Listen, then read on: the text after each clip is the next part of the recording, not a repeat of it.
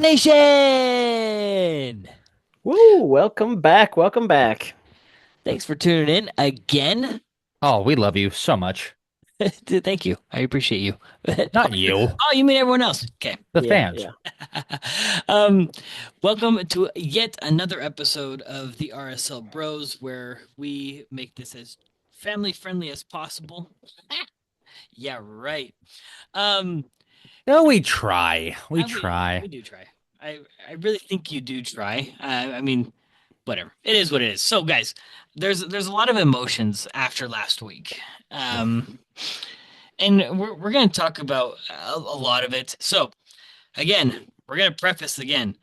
I think everyone should know that no one is free of criticism.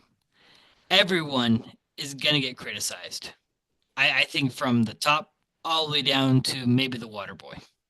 Though I don't. We'll keep it as kosher as possible, though. Maybe. I don't know. I don't know if I can have a filter today. Oh Especially boy. after this last weekend. So Poor man, the poor water boy. Jeez. we're water boy. Um, this is what's gonna go down, guys. We're gonna go we're gonna talk about the Colorado game. Ins, outs, everything. When I say everything, probably everything we can think of, because there's probably more that we haven't thought of or that we forget. So if you hear something that you haven't heard before, great. If you don't hear something that we forget, we're sorry, because we're only human. So, Colorado game. We're going to get into a little bit of what's going to happen this summer, especially with Gold Cup. I think we're going to focus a little bit more on Gold Cup slash. I think it'll be combined with Club World Cup, to be quite honest. Then guess what? We're doing another 3 games in 7 days. Oof. Brutal. Brutal. I love all the soccer going on, though, because Europe's starting to wind down, and that's always sad. But that's something I love about the beautiful game is that thanks to MLS having its non-traditional schedule, there's always soccer going on. How blessed are we? I mean, and for those who are watching on YouTube, if you look with me and Alan, we have Johnny Russell with us tonight. Look at him. Look at that. Look at Are you? That honestly is very Johnny Russell-esque. He kind of looks like Johnny Russell. By the end of the season, he is going to look like Johnny Russell with at the rate that Willie and Johnny are going. that. No bueno. No bueno. You're I I, get I need them to score, or this is gonna get out of control. That's gonna get really hot. Are we going to allow him to just at least control it? No way. Okay. Oh, oh, híjole. Maybe all right. Maybe trim like the stray Like, hairs, but yeah, yeah, that's what I meant. Not not even, like shave not, it not, down a little bit, yeah, no. Like, he can shape it, make it look nice. I think that's fine. But he bro. cannot cut it off. Bro, you're screwed. I'm sorry, but hold your word. Get a All right, good beard oil. yeah, seriously, get a good beard oil because look, I had my beard a couple weeks ago, and I'm telling you, beard butter. That was like the Mm. best thing on this planet. I was just I'm living on a beard cream and beard oil right now, so that's what's saving me from scratching my face nonstop every day. So you're doing good. You're doing good. Ugh. All right. Well, without further ado, let's try to get all this off our chest, out of our minds, and then we can move on. So, it's like ripping Marcos, off a band-aid. It's like ripping off a band-aid. It's got to get done. it does. As much as you don't want to rip it off, you got to go through the pain Yes. because So, somehow there's going to be a nice rainbow at the end of the tunnel, right? what the heck? Sure. All right, Marcos, I'll let you start off since you're pretty talkative today. Give us your thoughts on the lineup and just a couple of thoughts to start off this whole round. So obviously we had our game on Wednesday against Portland, where we had, I guess, our first teams guys play, and then we go into the Saturday game against Colorado, where we have a mixture of bench slash normal starters. I'll start with our back line, where we had no Alex. Instead, we have Bodie, who starts left back, and then Sam, who starts as normal center back. We have Jay Glad, who's back, and then Caliskin is once again playing right back. And then we get to the midfield, where it gets a little different. No Anelli. Anelli is on the bench for this one. Pablo Ruiz gets the start. And then instead of Diogo, which Diogo was hurt, we get Wolf. which that was very, very odd. And then of course Willie is back. But yeah, the two that caught my eye that were very odd. Bodie starting and then Wolf. What did you guys think of both of those? Does silence work for you? I mean, Bodie plays better on the right side. He did fine. I mean, he honestly both wings did fine. It wasn't amazing, but it wasn't a poor performance either. I wouldn't have Um, been opposed to seeing Bodie play as a center back because we saw in that Wednesday game against Portland, he did a decent job with Caliskin helping him out, vice versa. But J Jake Glad did a fine job. I think the whole backline just did fine. It- yeah, they were very mediocre in this one. But yeah, I don't think a left back position is the strongest suit for Bodie in this one. at least we know that the flexibility is there if needed. Yeah, I guess that's true. I think a lot of people. I want to highlight maybe the Pablo Ruiz start. Um, I, I think this is gonna be maybe it's gonna be an opinion out of left field, and everyone's gonna be like, "What the heck, Alan?" Um, Emeka not getting some starts is kind of disappointing me. Like, how come he can't go game after game 90 minutes? You see Ojeda, he's our marathon man. Hmm. He was the guy that played the most minutes last season. He can do it. He's the same age as Emeka. I'm not sure. Maybe I'm just totally wrong on this one, but I would have expected Emeka to go multiple games in a row, 90 minutes. Well, same with Alex. I think both of those players not getting the start in this one was kind of a head scratcher because, yes, Alex is kind of the catalyst on our back line, and we need him, especially in this one on rival game. So that one was a major blow. Anelli, I can understand because he has had a lot of starts. So eventually, with how deep we have on our defensive mids, it was kind of good to see him get that break. Now, maybe the question is, maybe flipping it onto that same position. How do you guys think Pablo Ruiz played? This is his first start in a long time. And I think it was a surprise that he got the start. So what are you guys' thoughts? I was surprised. I mean, we all expected Emeka to start. Mm, I'm happy he got to start, but overall, I think the performance from the team was just fine.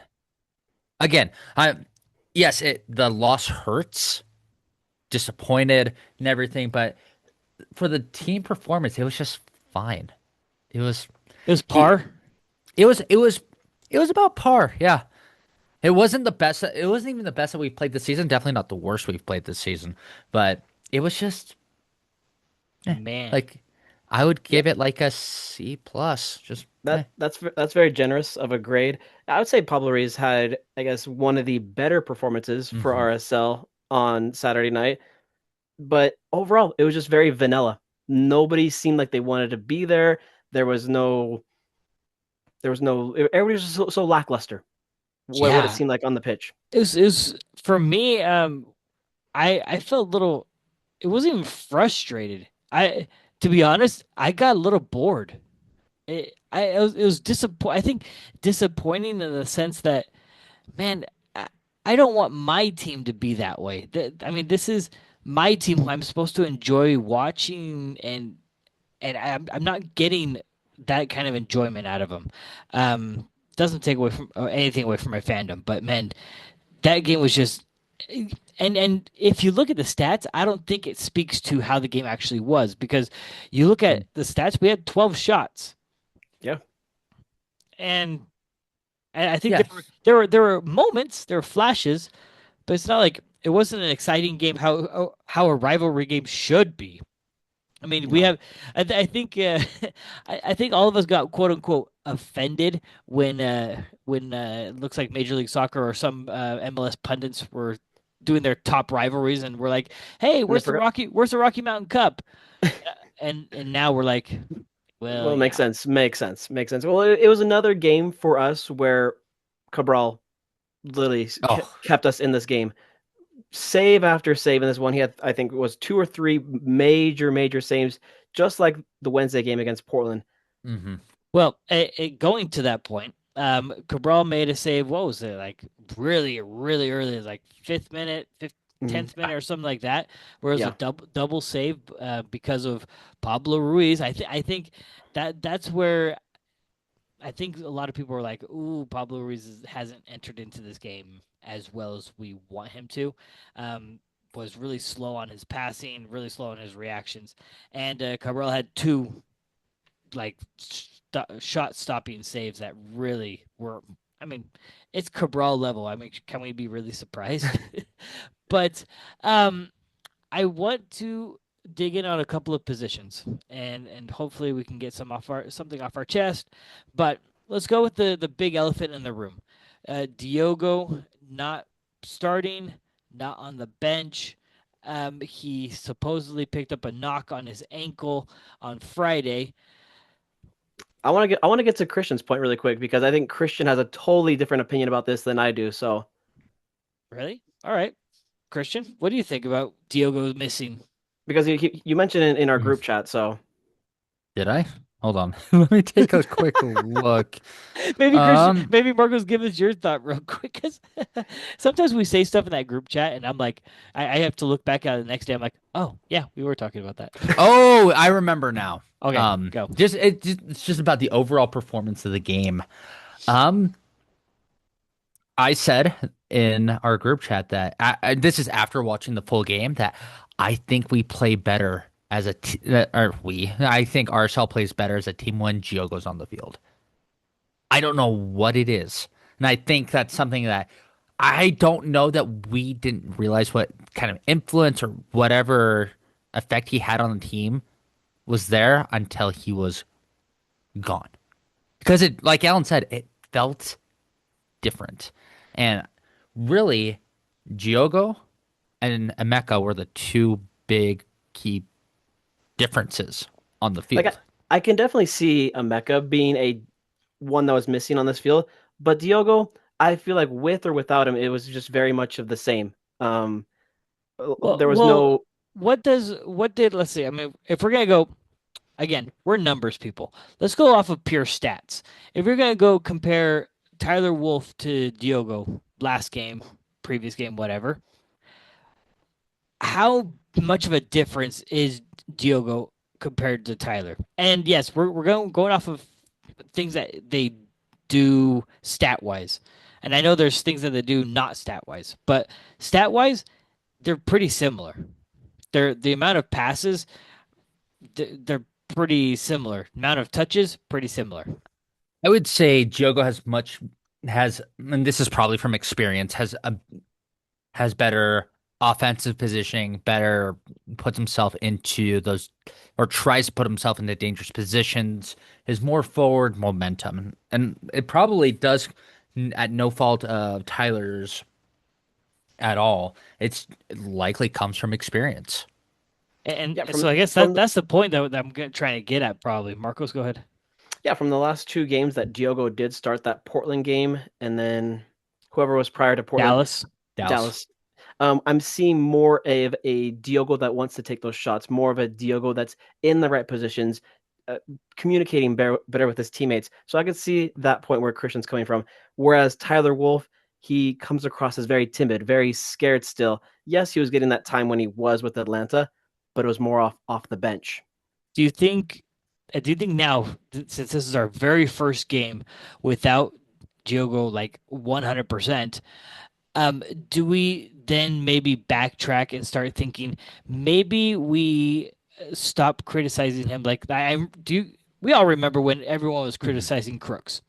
Everyone was like, It's true. "What does Crooks do? He doesn't do jack." And then when people start mentioning, look at his off the ball movement, look at what he does, and it creates space, creates lanes, etc. Does Diogo create those things? In I would moments, I in haven't seen moments, it. in small moments, I've seen little spurts of it. but those small moments add up. They lead to different experiences, I think, on field. Um, and I go back to again my soapbox from last week, how it's like, maybe give a little more grace to these players who are still getting the feel for MLS. And again, it it's probably more fair to say it's because we were missing both Emeka and Giogo that the team felt different because those are two. Yeah, obviously Emeka being captain is largely influential, and Giogo's probably more influential than we probably give him credit for. And I think we felt it. Okay, I can see that, and maybe. eh, So I mean, this is where we can start getting down a huge rabbit hole. I mean, to Yep. where we can say maybe Luna probably got subbed off because he wasn't in his normal groove because he didn't have Diogo next to him. Even though for the rest of us, Diogo doesn't do much, and yet maybe Diego feeds off of Diogo not doing much. We'll put it that way, and that's how Luna can play a little bit better. Yeah, going to that point real quick on Luna being subbed off 58th minute along with That Gozo was and Bodie. I was frustrated like the rest of the RSL fans, but yes, I can understand Luna not playing to the best of his ability like we've seen in other games. But I would have at least say have him play at least 65, 70 minutes. Just give a little bit more effort, a little more effort, and if at that point, then take him off. I yeah, think, I mean, I think the Pablo press conference afterwards, he mentioned this, he touched on this, and I want to say that he said that he just saw Luna was just not finding rhythm first half, and then once he started finding it in the second half, it just wasn't what Pablo was looking for at the time. I think I think now I'm just interjecting my opinion even though Luna was super pissed, you saw Yeah, it, and on top of that, taking off Gozo as well, you're taking off your two best offensive products on the field at that moment, mhm. and and doing that, I think really shut us down. And bringing in, we brought in, that's the crappy part too. We take off, um, two offensive midfielders and a defender and put in two defensive players and an attacker. So it's like we inverse it. And and that's how I think that's how Colorado started getting more momentum because if you look on FotMob's little momentum little thing after after the 58th minute, give it what a couple minutes later, that's when Colorado started getting more momentum, and that's Mhm. when they got the most momentum, and that's when their goal came. yeah. You, So you look at that goal that Mihalovic scored, which is a great pass from Cole Bassett. It was very similar to the Anderson Julio goal for Dallas, coming off that same side, and bad communication, and Sam gets beat, and not much you can do. Not much you can do Also, against. I freaking told you so. You both you last year like, oh, we've got no problem. They're missing. Colorado's missing. I'm like, don't sleep on Mihailovic and Bassett, like all these dangerous players. I think you're Yeah, not giving enough credit. What happened? yeah, all right, chill out. All right, because really, I mean, yeah, take that. Um, we know that Mihalovic is a really good player. I mean, he's one of the best attacking midfielders in the league. If we were to rank them top 10, you'd put Mihalovic up there. Mm. Um, I mean, not taking anything away from him, but you'd hope that especially if he was going to go down Katranis's line or Junka's line, that they were going to stop him yeah. It's because it's one of those you would think that RSL would have learned from their mistakes against Anderson Julio, but no, they absolute repeats. uh, I it wasn't the same situation. The I, Anderson Julio goal. yeah, it wasn't really the same. What it was though, it was us not clearing the ball out. Like That's Exactly, n- it. no one exactly. no one could clear the ball out. In fact, the It it was was a it was a Ojeda. huh? Ojeda tried to turn into the middle. Like, bro, how old are we? How many years have we playing soccer? You don't turn into the middle. Like, come on, bro. Speaking of Ojeda, I don't think he had a really good game, and I think it is because he didn't have his partner in crime. Like, Agreed, agreed. it's the same point that I made just recently with Diego. If you've been playing next to someone for a lot of games, you get used to how they play, you get used to flows, and I think putting in Pablo Ruiz right next to Ojeda.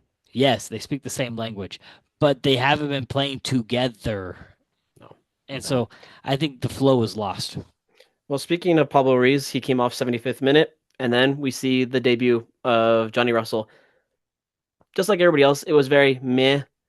Being thrown right into the fire, down 1-0 into a rivalry game. He had some small moments. He had a chance on the left wing, had a shot, but other than that, I mean, you're really diminishing like the build up here. Like let's restart this. Like Johnny Russell was like we thought we were gonna get something out of Johnny Russell, like some kind of savior, because we're down 1-0 in this rivalry game. We're gonna put in Johnny Russell because we know how much of an impact player he is.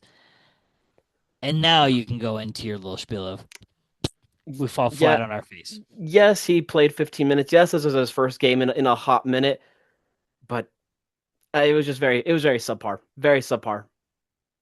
I wouldn't say subpar. I would just say par. Yeah, Everyone was just like par. it was par. Again, it wasn't our best game, wasn't our worst game. One small moment made the entire difference on this game. Johnny Russell, though, I mean, first off, congrats to him on his debut. And fun fact, he is the 223rd player to debut for Real Salt Lake with that Wow, debut. wow, 223. That's almost as old as Allen. Um, but like facts. that's a good number of players that have worn the crest. That's a Um, lot of players. That is a lot of and players. I don't know what that really says about us, to be honest. I don't know if that's good or bad. I mean, the club is almost 20 years old. I'd want to see a graph, kind of if we've ramped up more debuts on certain years and what that equates to our records in those years. Sorry, Hmm, that's the Well, scientist in me. I'll ask that'd be Trey. cool. I'll ask Trey Saturday, see if he has like a graph of where we had the biggest peak, where we Hmm, had the biggest downfall. I doubt he has that. That'd be Yeah, oddly it's specific. I bet we yeah. could throw it together, make a little Instagram post about it. Yeah, I don't even know Give how to Marco get something. Give Marco something to do while he's job hunting. There you go. There you go. No, last thing on this I, Colorado game. I don't think it's gonna be the last thing. Trust me. No, this is last thing. No, no, I have more. You Oh, have more? No, this is the second start for Willie since he's been with RSL, and he was just very MIA for me. I think I asked somebody while I was watching this game. I was like, "Is Willie starting?" Like I have not seen much from him. But I mean, here's the thing. I'm not gonna be the Debbie Downer, but I'm gonna be the Debbie Downer. Did we really expect that much out of Willie? Out of a previous starting striker for KC, a KC team that for the past 7 years hasn't done jack diddly? Like, did we really expect something? I guess I was leaning too hard on his stats from last season, 10, 11 goals from last season, and expecting something like that in return. we were hoping. I mean, literally, we were clinging on to hope. I personally don't think Willie is that that great of a striker. Again, he's coming off of a bad Kansas City team where he was basically the only striker. Again, just like in this situation. Um, but nah, nah, I wouldn't lean too much into it. Um, I'm just hoping the team got a good rest this week after that game. yeah, we really need that rest because right now, we really need to gather ourselves, especially who's coming up. But do you guys have any other thoughts? I was gonna dive a little bit deeper, but you know what? We're gonna save it for another time because I think we're still gonna have more issues and more questions regarding this lineup. But anything else? Because if not, I, I'm I gonna move on. upward and onward, just like Yeah. just like the team and the players on Instagram like to say onward and upward. I'm with them. Yep. Yeah, There's nothing worse than getting kicked in the Rocky Mountain oysters. Hey, there's still leg two, all I to was gonna play say, for. We do need to win by a difference of 2 goals. yep, Yep, we correct, do. correct. Oh, that sucks because We can do it. yeah, we can. All right, let's shift gears into what would be Gold Cup slash summer stuff that's going on this season. So, Christian, let us in on some Gold Cup news. All right, Gold Cup is coming up in just about a month here. United States is currently ranked 16th in the world, and they have three games as part of the Gold Cup. Sunday, June 5th against Trinidad and Tobago. Fun little rivalry that's popped up there, followed by Saudi Arabia for some reason. I don't know why we keep inviting non-North American teams to compete in a North American competition. Yeah, me It's a neither. little weird. Hmm. And then we round out with Haiti. So overall, honestly, on paper, should be three easy wins for the United States. Don't count out Saudi Arabia. We have experience. That's true. I mean, so that's fair. That's fair. Um, but on paper, at least two wins and a draw. At At Yeah. least. least. At least. Now, Gold Cup roster. The 60-man roster was announced. Now, for those who are unfamiliar, just getting into it, they start with an initial 60-man roster and then they whittle it down to 24 men. A lot of cuts that need to happen. On the initial list are two of our favorite players, Diego Luna and Emeka Nelly. Round of Woo! applause. Round of applause. Yes. Well deserved. Well deserved. Very, very proud. Um, and we'll see if either of them make the final cut. And I do lean more heavily I actually lean decently good for both of them because it was announced earlier today that three key players for the U.S. men's national team will not be competing in this tournament, including the Juventus man, Weston McKennie, the Borussia Dortmund man, Gio Reyna, and Captain America himself, Christian Pulisic. Wow. Wow. Wow. Wow. Yeah, that's does that then put a bigger spotlight on a possible Diego Luna roster call up? I think it opens up for both Diego and Emeka because Diego plays similarly to Christian Pulisic, and Hmm. then Emeka plays similarly to Weston McKennie. Yeah, there's no reason that Luna should not be the designated starter for Gold Cup, whereas Oh, Anelli, Oh, wow. yeah, wow, I wow. could see Luna being the starter, whereas Anelli will come off the bench. Hmm. Interesting. Um, yeah, I think that Luna is a could be a possible starter. I think he's definitely gonna make the team. I'm Uh, not surprised that Pulisic, McKinney, Reyna, they didn't make the roster for this because if we've seen in years past for US for Gold Cup, they've usually gone for their B team or their C team. So But Well, apparently, it's apparently Christian said that. Sorry, Pulisic. Pulisic said that it was because wasn't it because he was like worn down or he has yeah. a Club World Cup or something like that. And He he's been carrying AC Milan on his back, and if you know soccer, that's not a small club to no, carry on your no. back. He's been And the heartbeat of that. Club World Cup, Gold Cup. So it's like, yes, you'd ooh, rather. don't say that because people will say, where's your patriotism? Where's your love for the country? Where is your love for wanting to win a cup with your Wait, national team? is AC Milan playing in the Club World Cup? Are they?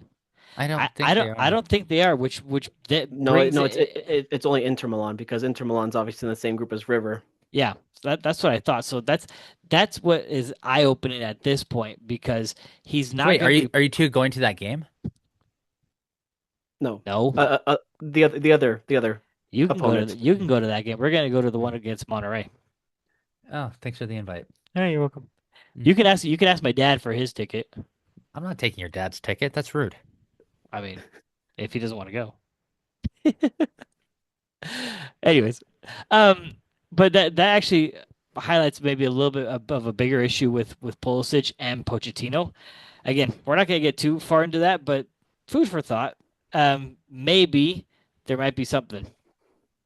Maybe there isn't, but I'm just going to plant the seed. I don't know about you guys. I'll plant the seed. So we'll get into it as it gets closer for the U.S. men's national team, but obviously they have those two friendlies prior to the Gold Cup, and most likely the team that is the roster for Gold Cup will be for those friendlies. RSL is going to be in a they're going to hurt massively if we lose both Luna and Anelli Bro, for that's exaggerating. I honestly think that sorry, that's an exaggeration for me. I don't think we're gonna be like dying without Luna. He's the only one that scored. He's the only one that scored goals this Yeah, season. yes, call me crazy, like literally call me crazy, but I You're don't think crazy. yeah, You're thank you. yes. I don't think we're gonna be dying without Luna. In fact, hot hot take, I think Luna's carrying the team because of his we'll call it confidence. Oh well, you guys will call it confidence. Maybe other people will call it confidence. I'll call it ego. Well, Um, if USA does make it to the final for Gold Cup, we will be without Anelli and Luna for 4 RSL games. again, I don't think personal opinion. I don't think Anelli's gonna make the roster. Just a personal feelings there. And then Luna, if he does go, I don't think he's gonna be missed, but not as much as what people think. That's just maybe I, because I, I I just see stuff that I think maybe this is a bigger issue, and I don't want to open up any cans of worms, but I'm gonna do it. I think Luna's attitude and ego on the field is affecting others. Um, he's imposing pressure that on others that maybe they're not ready for, and so therefore it maybe affect chemistry. I think for me to be Interesting. okay with Luna to be gone, I think he needs to step up. Or I think not just Luna. I think we need to see the whole team step up Saturday against Vancouver, Austin, and then LA next week prior to him departing. Well, and I think, and as we start transitioning here into talking about the Vancouver game, I actually think we're going to see both Luna and Emeka step up their game on Saturday because are they're going to want the spot. Who wouldn't want the spot on that team?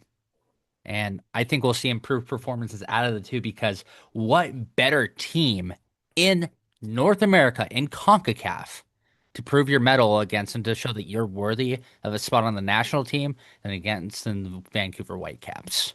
Yeah, Yeah. this Vancouver team is looking red hot right now at the right time.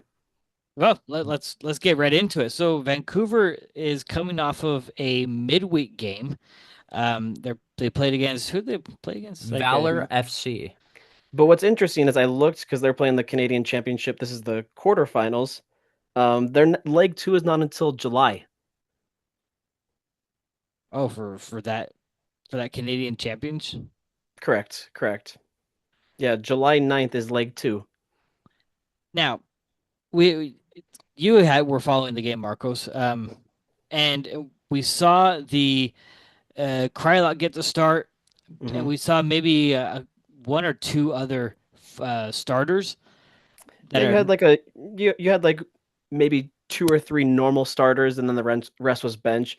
But then second half, that's when they threw in the rest of their actual starters. You had Veselinovic that came in. You had Ahmed that came in and scored the goal. You had Berhalter that came in, White that came in. So But so I guess this is where I'm going to get at, um, and help me out here because I might be going down again another rabbit hole. But we have Vancouver playing a lot of back to back to back to back games. Okay, we have them now. I think they have to go back to back to back again. They're going to do Saturday, Wednesday, Sunday. That Sunday game is the championship game for CONCACAF Champions Cup. What kind of lineups are we looking at that we could see with Vancouver with the next two games leading up to the final? Oof. Yeah, do we see them maybe resting, maybe not playing as hard? Do we see them playing their starting 11, but they're going to play cautious because they don't want to risk an injury before playing in the final? What are we looking at here? I can still see this Vancouver squad taking this game seriously because I was Hmm. looking. Vancouver and Columbus Crew are the only teams undefeated on the road this season. So that tells you how serious they take it. They don't take any breaks at all any week. I have to agree. But I guess I wonder for them because again, like they played a lot of bench players for Tuesday, their Canadian Championship game. Then they have us. And then after us, who do they have? Flip, I should have looked at this. Minnesota. Minnesota, So, not an easy game at all. In fact, that one, um, Is it at home for them? It is. Correct. They play their next. They play Minnesota at home, and then they're on the road for the CONCACAF Champions Mhm. Cup final, and then they're Right. back at home against the Sounders Sounders is that same week, or a it's week later, A week later. so Saturday. All right, so they have a week to Sunday. rest. Okay, so I just wonder. I mean, maybe I'm just looking too much into it. I don't know, but I want to think that as a player, I don't want to risk getting injured, and I don't think the coach really wants to anyone risk anyone. Period. I could see them doing a. s- They're not going to rotate as heavily as they did for Valor FC. We will see some rotation because they are going to want to keep um, players steady because Minnesota, as of right now, as of tonight, May 21st, when we're recording this, Minnesota is number 2 in the league. Hmm. Yeah, So that, eh, that's why that Wednesday game is going to be crucial. interesting. And so So, oh, that's what I was getting at because how are they going to play if they have that many like crucial games? what I think is likely to happen is that because they rested so many people against Valor FC, they are going to start with a stronger lineup against RSL to keep them fresh. And we're going to, depending on what the scoreline is like, either at halftime or the 65th minute, we're going to see some heavy rotation. Well, if you remember the first time that we played Vancouver, which was beginning of this month, no Brian White. Along with that, you had Berhalter that came off the bench. So that's what really worries me because we see how lethal Brian White is this season and how shady our backline has been these past couple games. But yes, we will have Vera. Obviously, we have Justin Glad. We might have PQ, might have Kobe, but still, lethal attack in Vancouver. Yeah, I really think I think we're gonna agree with you, Christian, on they're gonna play their normal starters for us. It just makes sense to start your players at the beginning and then slowly start taking them off, um, key players, and then kind of do Mhm. another kind of rotation against Minnesota. At least that's how I would do it, and it sounds like that's how you would do it, Christian, if we were in Vancouver's position. Yeah. Now, but what does that mean for RSL now? You just mentioned Marco, so we could have Vera back. We could have PQ back. So what does that mean for RSL? What does our lineup really look like? I haven't heard any news on Diogo, for So example. I think we have Vera start this game. You guys probably saw, but Vera did get the start against the Monarchs on Sunday.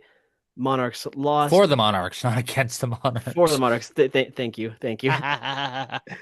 No, but I think with having him get some playing time on Sunday, I think have him get this start for Saturday. Yeah, I think we really need to move back to our normal back line, which would be Glad in the middle. Hmm. Um, and then we can keep having the Junka Catranis battle on the left wing, and we really need to figure out that right back. But at this rate, I think Kaliskin has the right back. Unless, I mean, I sometimes I think Pablo has different thoughts than us. I think, well, no, not think. Yeah, I know he does. So who knows? He probably will put Bodie back at right back. It's possible. I mean, again, Bodie didn't do horribly at right back. Right Kalskin, I think, would be a stronger fit, but now, I do agree. I want to see Vera and Glad back in the center back positions. here's a discussion that I saw online that I wanted to get your guys' take before we move a little bit forward on this. Everyone's wanting to see Dominic and Gozo on the field at the same time. What do you guys think about um, having them start on both wings? I heard what Pablo had to say about it, um, but I wanted to get your guys' take real quick. My question is, who do we bench for that? Because you'd have to either bench Diogo or you'd have to bench Diego, or I'm you're assuming gonna bench one of the strikers and have like Diego play up top and Diogo right behind him at the 10. I'm assuming Diogo is going to be out for this game. I'm assuming. So let's just assume in that case that he's out still for injury. Um, would you entertain a Dom or a Gozo on the left wing? Yeah, I'd be open to it because we saw it in the second half against Portland, and it worked. It worked for a little bit. They have good chemistry. They can read each other very well. Well, I yeah. think I think it was Dom on the right wing, remember? And then they did It a was bunch Dom of on the right wing. yeah, it was a bunch of And then shifts everywhere. they all rotated. Yeah, Yeah. So Um, I think that's my only concern, to be quite honest, is that left wing spot if Giogo can't go for Saturday. Now, if he goes for Saturday, you know what? We're just gonna go with that our same lineup as always. And I think for me it'd be a Catranis, Vera, Glad, Bodie, um, Emeka, Ojeda. Sorry, I'm Hmm. closing my eyes so I can picture it.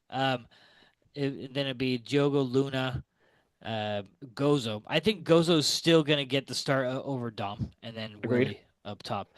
I I'm still on the Caliskins train, so I'm gonna have to switch you out with that. But everything else I agree with. He's just proven to me these past two games that he should be the normal starter at right back. Yeah, yeah, Agreed. that's kind of where we're getting at. But I hope that these guys come with a little bit of fire in them because we're not on a good streak, guys. Yeah, last home game for the month of May, right before Memorial Day. So no better way to, I guess, kick off the summer than with a W. It would be Not just a nice. W. That'd be an upset. That'd be a massive upset. Yeah, and we need something like that because guys, right now, remember how a couple episodes ago I did the math for playoffs. Right now we're at 14 points in 14 games. That is and here's the thing. And it's already been said multiple times, so we're just going to repeat it here. We already have more losses this season than we did all season last year. We're not even halfway through the season right now. Yeah, Um, I was watching El Trafico on Sunday, and I think it was Dax McCarty. He asked everybody, so LA Galaxy, they're out of the playoff picture, right? And everybody's like, yeah, yeah. In order for LA Galaxy to mathematically make the playoffs, they'd have to win 14 out of their next games. So that's yeah, that's a lot.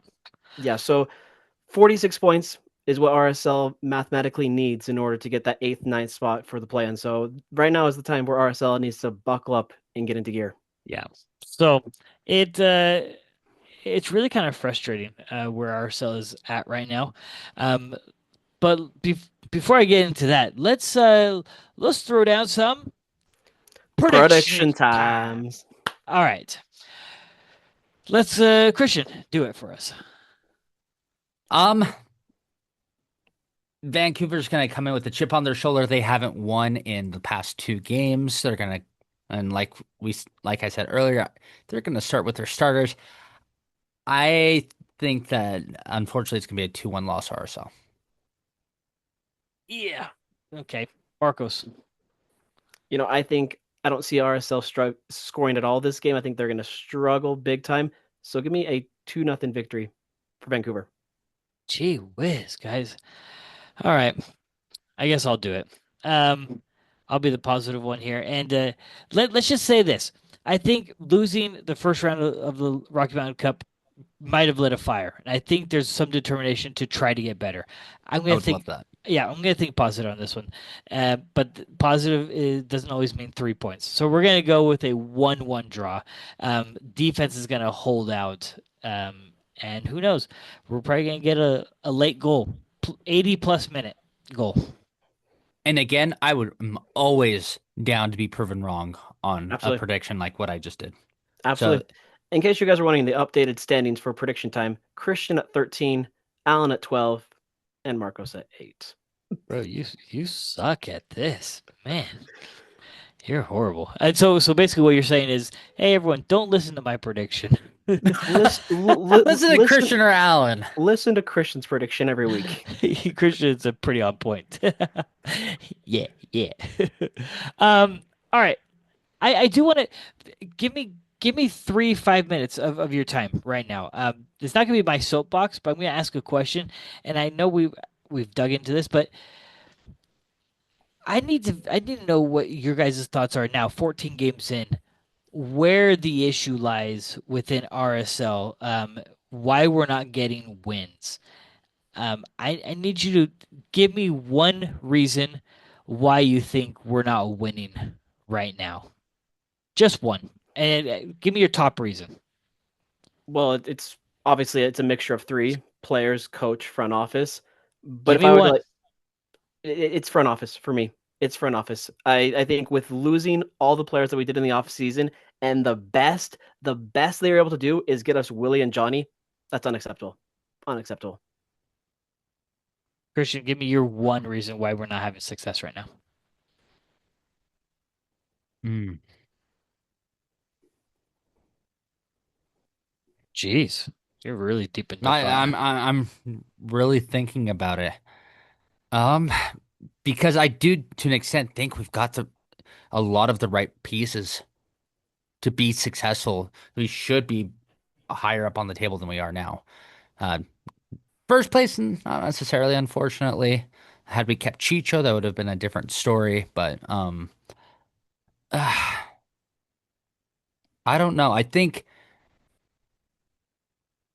I'm going to say very carefully. I'm going to say players, but it's not that we have bad players. It's the chemistry, and I'm just curious about the chemistry within the locker room and how they're spending their time together. Like, I wonder if the team, if the players were to go out and do things more together, spend time together. We've talked about this before, how we've seen a lot of the most successful teams where the players are together all the time. Yeah, obviously they spend time with their significant others and families and other friends, etc., but they also spend a lot of time as a team. Don't see a ton of that with this team. I mean, you did see a lot with Justin Glad, Andrew Brody. Like, obviously they were roommates, and they well, the results weren't always the best. They did have good chemistry on field together when they did play together, and I think that proved fruits. I would like to see more of the same. All right, that perfect. I'll have to go on kind of go towards Marcus's point. I think he took mine because I told him because we had this conversation. Um, but I really think I'm gonna lay it on a specific person. I'm gonna say it's GM. I think this one might land on Kurt. For I realize that some things are some deals are really difficult to close, but I think the deals that we made were difficult to close because of the places that we were looking. I think we're looking in the Mm. wrong places. Agree. I think the years or yeah the years that we've had success as a team, record wise, points wise, or at least where we felt like we were doing better than where we are right now, is because of the players that we were getting, that the front office was getting, and, and this is I'm going to be totally biased on this. I think every single South America. I think every single time we have gone to Europe, we've gotten burned. Very, very few times we've gotten good players. Albert. I mean, Albert is a good player. Demir is a good player, but did they really have that much success with RSL besides getting to the first round of the playoffs? Yes. Don't I know someone's going to correct me. 2021 we got to the conference finals, right? Mhm. Correct. Yeah, that was lucky. That was just like 2009. Um, but I think we're looking in the wrong places Yeah, I for think for the players. to to your point, I think with the Robert deal, yes, we got Willie last minute. It was kind of a scrappy deal, but I think we should have had someone better as our backup because most of the time deals don't go through, especially when it's a European or out of the country. So I think we should have been looking in a better place and had a better backup plan. Yeah. I won't get any further into detail, or else someone might call me out and get me in trouble. But I do think we're looking in the wrong places. I think there are better places to look, especially south of the border. But speaking of looking for other players, rumors have it, and it's going to die here because I don't have any details. Rumors have it that we're looking at Dominic's old team again to pick off a couple more players because why not? Um, it looks like we're looking at a Spaniard forward striker. Um, but again, total rumors.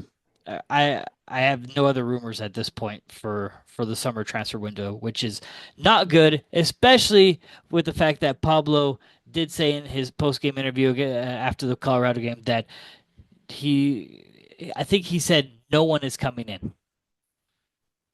So, eek. All right, let's move on because we still have the Austin game next Wednesday. So, It's for an all away game. yeah, it's an away game. So for all of you that actually, we might put out an episode. Oh, Maybe. What do mm, you guys think? We'll see it. We'll see if we can. maybe. Maybe. But Austin, um, Austin isn't doing too hot either, though So they're better than us. Austin just played tonight, May 21st, for an Open Cup game where they won at home 3-1 to Houston. And Brandon Vasquez scored, and Brandon Vasquez has been on a tear as of recently for Austin. And that's and they played a lot of their starters too. They went all out on that one. They did. Um, which good. I'm glad they did because then they who do they play on Saturday now? Minnesota. But they did recently pull a 0-0 draw against Vancouver. That's true. Was that At home, at home. it was Mhm. at home? Yep. And then they had a draw before that, also at home against Atlanta.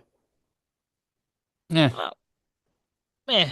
So they're a wishy-washy team. All right. So I guess the only thing we really have to worry about with Austin is Brandon Vasquez. I mean, give me another player I need to worry about. Elias Sanchez. Yeah. Oh, that's right, Elias Sanchez. And when we have the other Wolf brother, Owen. Yep. Oh, the Wolves get to play against each other. It would have been great if Dad was the coach still. That'd have been a hoot and a holler, or a howl and a holler. Never mind. That was really bad. Um, so they, I don't think their defense is going to be much for us, but I don't think our offense is going to be much for them.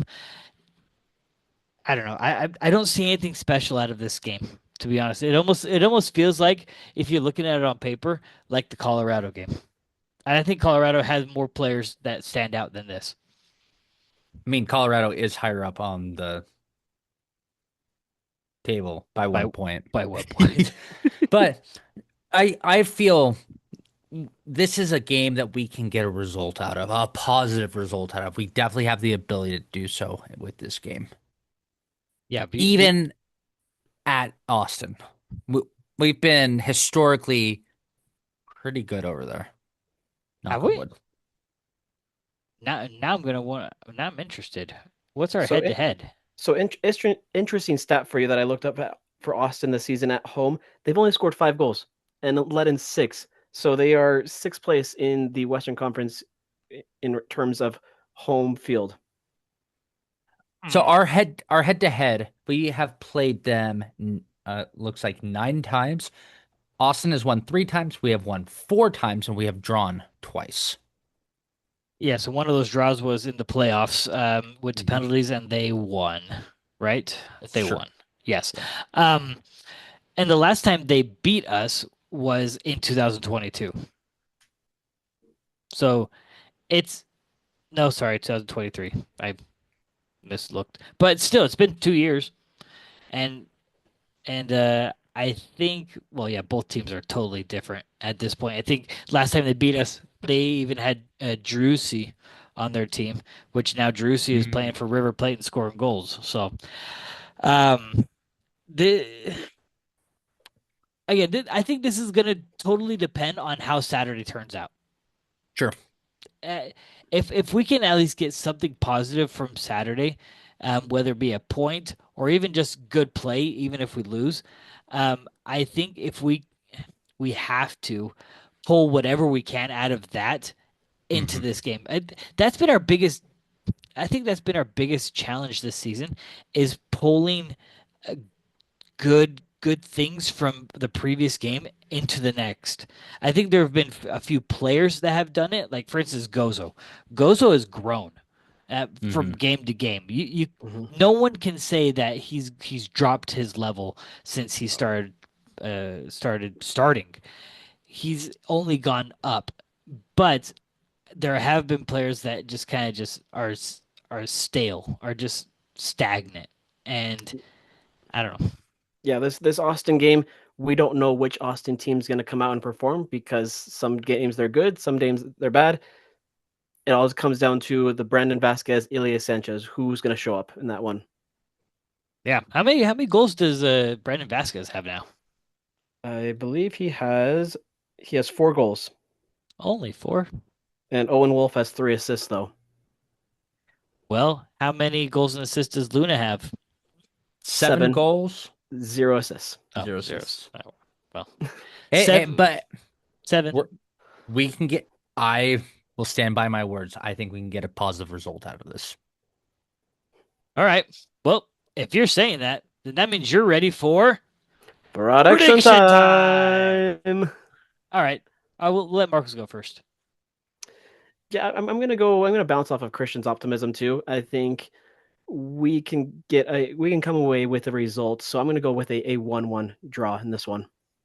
Okay. Maybe that's not the positive that Christian was thinking. What do you think, Christian?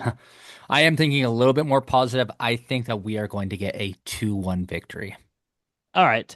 I will build off of that, and I will com I'll combine your two again. We're gonna do a 2-2 draw. Um, we're gonna we're gonna get goals, and that's gonna be the positive out of this because we haven't been able to get very many. But I still think we're still lacking in the team defensively. But I think positive results. All of us are going for positive results in this because we not only do we think we can do it, but we need it. We guys, we need points. We need to see the ball in the back of the net. That's what we need to see. I want to Mhm. yell goal again. What I want to did yell. I want to yell, "Go Zol! goal Zol? That's a Go stretch. No, it's go Zol. Goal Eso!" Zol. I'm trying to think of all the goals that we scored.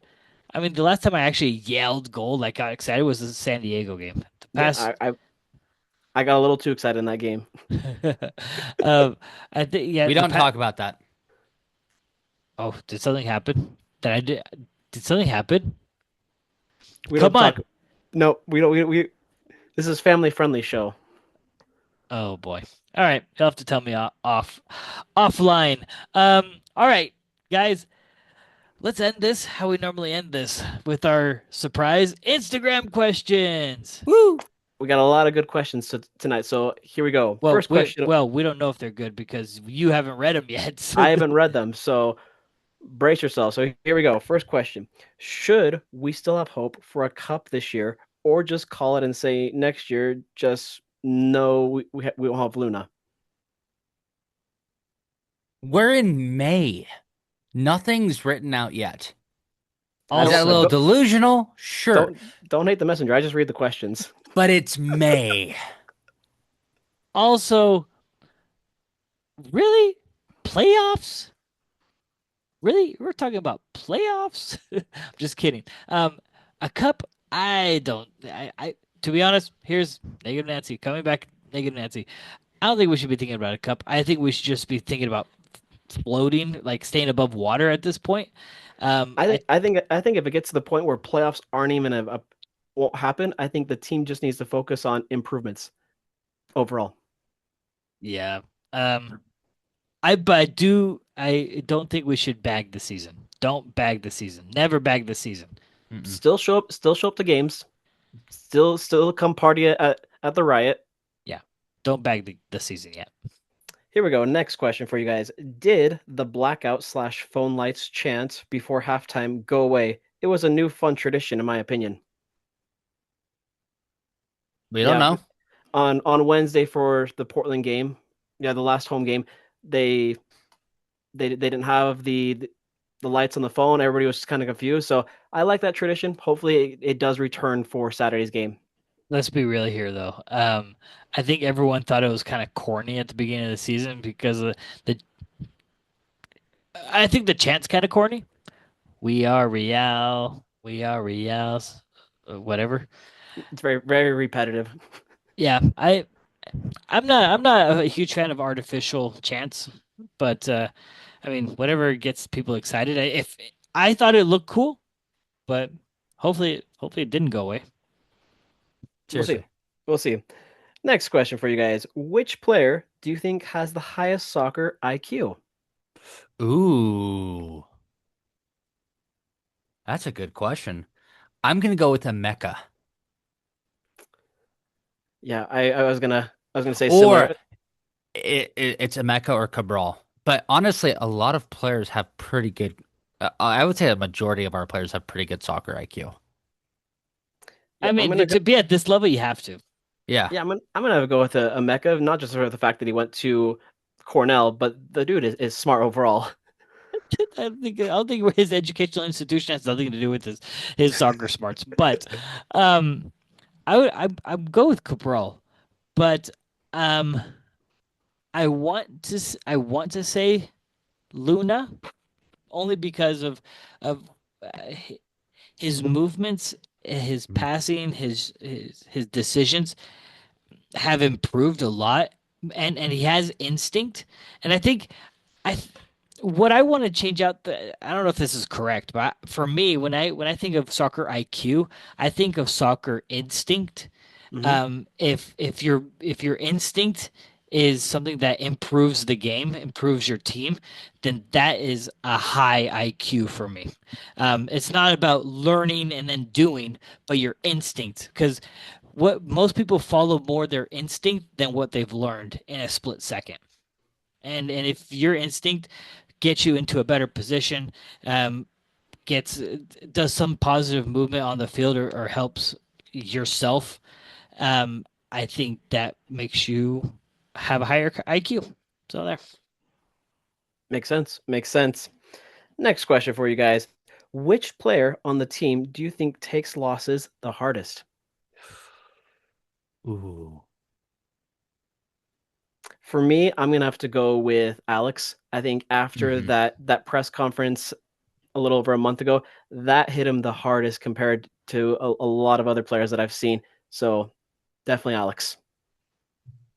Um, I've been in back of house before, and there have been some players that just walk out angry.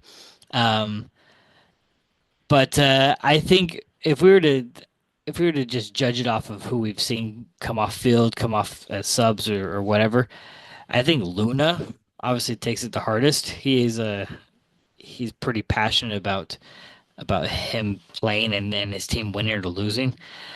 Um, Also, I would actually go along with Alex or Marchuk.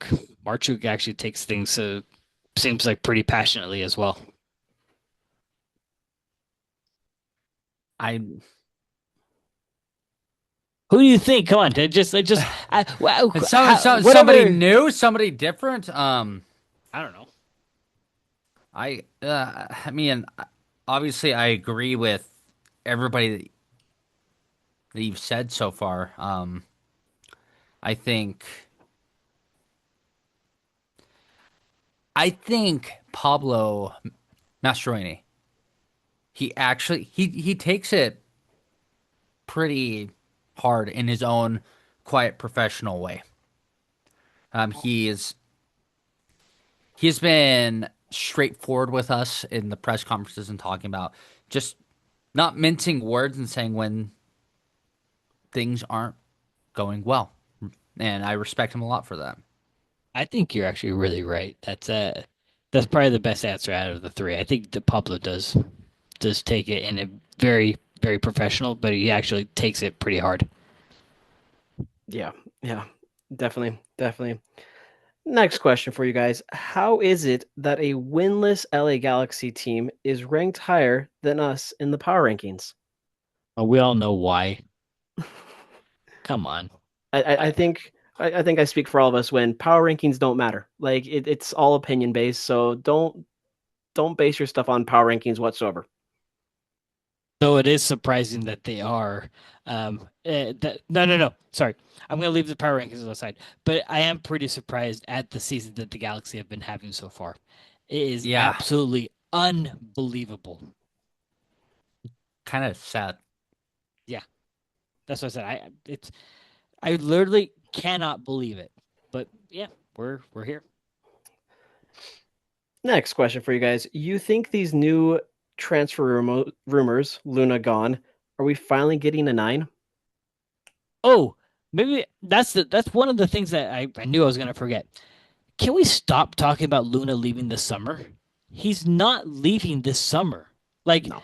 like for me, he's not leaving. It'd be the stupidest move on our part, because this isn't the NBA. We're not going to tank our team just to get a draft pick. Okay, this is we're trying to get high up in the standings, but no, we're he's not leaving. Sorry, Yeah, that's all. there is no tanking in the MLS. Sorry. It's not this is not other sports. So it doesn't mean that we're not going to get a nine, but he's not leaving. No. He is stick around. And yeah, just like our predictions earlier this year, I see Diego staying at least the whole season, if not a little bit longer. Maybe waiting for the World Cup next year and seeing how his World Cup run goes next year. I mean, I did throw out at the beginning of the season that he might leave in the summer, but after the 14 games in and the development of what is RSL now, he can't leave. And I don't think we're going to be getting a lot of money out of him unless we turn around the season with another pickup that can support him. Definitely. Definitely. Agreed. Last question for the night, and it's brought to you by our one and only Tino. Here we go. How can fans Tino, inspire change in an organization? show up, be loud, be vocal. And I think to your point, Christian, of being vocal, it's all right to boo. It's all right to be not satisfied, but just show up because not showing up it doesn't send the right message. It sends the message that you don't care about the team, that you don't care about watching. But if you care about the team, you would show up and vocalize. Yeah. Yeah. Be loud, be proud, show up this Saturday against Vancouver because the team needs you so much. Absolutely. 7:30 kickoff. We will Christian and I will see you guys there Hmm. at the tailgate. Come say hi to us. We will have stickers for all of you who see us. Hey, stickers. I actually did have one question for you guys, and I know it's um my last question. And this is it. This is where we're ending on this. What made you guys become a fan of RSL? What is it that made you one day say, I am going to cheer, win, lose, draw, rain or shine for RSL? Something you have to know about me is this could be a red flag, beige flag, green flag, whatever. I am deathly loyal to my family, to my friends, to the sports teams I'm a fan of. And RSL is my home team. And regardless of how they do, as long as this team exists, I will be a fan, whether they are the best in the league or whether they, hopefully never, are the worst in the league. Yeah. They're it's my club. It's my hometown. This represents me. This represents my community. It represents people from all walks of life, religions, backgrounds, etc., coming together for one thing. I, it's hard to name a thing outside of RSL, not even really the Utah Jazz, unfortunately. Maybe Utah Hockey Club that unifies the Salt Lake Valley more. Nice. Nice. Marcos. I think it's with having a local sports team here, especially with it being soccer. That's what made me love RSL more. From the good old days at Rice Eccles, seeing Dunny Hmm. score that first goal at Rice Eccles, that's when I planted that flag just like Dunny. I was like, yeah, yeah, this team is mine. This team is not going anywhere. Excellent. All three of us come from an Argentine background where Argentines are pretty passionate about their Hmm. soccer teams. Um, and that's it's just that. The phrase that always rings true for me is that in las buenas y en las malas, in the good and in the bad, you are always a fan. And we're not a fan for me, I'm not a fan of a player. I'm not a fan of the players that the front office brings in. I'm not a fan of what the front office does. I'm not a fan of the coach. I'm a fan of the team. Exactly what Christian said, what they represent to me, which is my local soccer team. This is who I am going to cheer for. So if my team is doing bad, I will make sure that my voice is heard when they're doing bad, and when they're doing great, I'm going to make sure my voice is heard just as loud.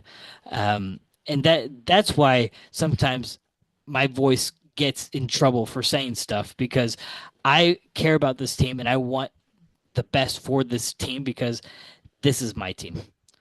And That so being said, we are still fans of individual players, coaches, etc. messy, yes. um, but yes, sorry guys. I wanted to get that out there because I think a lot of us lose track of why we're fans and why we follow Real. And I think all of us as fans need to remember that we are fans of this team and we are with them through the thick and thin. Yeah, Yeah. you So talk about you talk about the chants that they start the second half with. We are Real, somos Real, right? I mean, there's a absolutely. lot of truth to that. Absolutely. So with that being said, you guys show up early, be loud, be proud, pack this stadium, and let's get a result on Saturday. Yep, you said it. So let's wrap this up. If you guys are not already, make sure you guys follow us on X and Instagram at the RSL Bros. Listen to us wherever you catch your podcast on Spotify and Apple, and watch us on YouTube. Love you. Bye. See you soon. Ciao, ciao.